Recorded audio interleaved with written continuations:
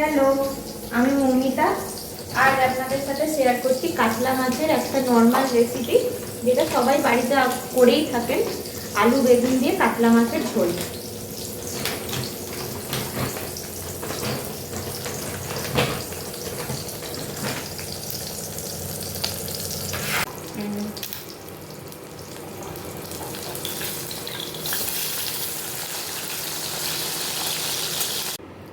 মাছ ভাজা হয়ে গেছে।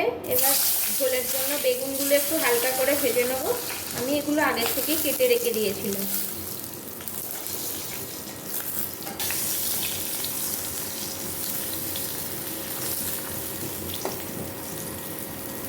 বেগুনও ভাজা হয়ে গেছে।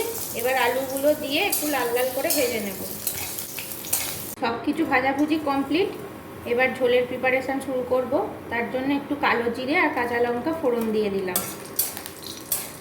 আমি জেনারেলি আলু দিয়ে বেগুন দিয়ে ঝোলটাই প্রেফার করি, কারণ এটা খুবই হালকা পাতলা হয়, সেরকম মশলা কিছুই লাগে না, আর শরীরের জন্যও ভালো।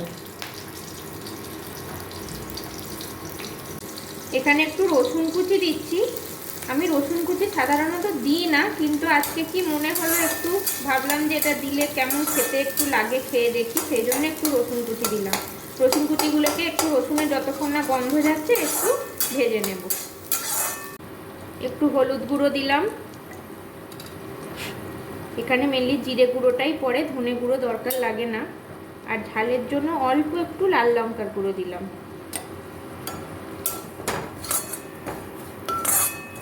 আলুগুলো দিয়ে দিচ্ছি, ভেজেই রেখেছিলাম আগে থেকে।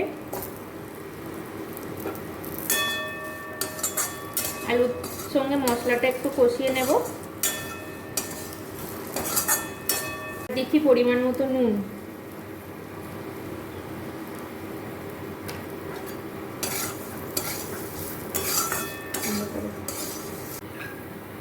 এবার পরিমাণ মতো জল দিয়ে আলুগুলোকে সেদ্ধ হতে দেব।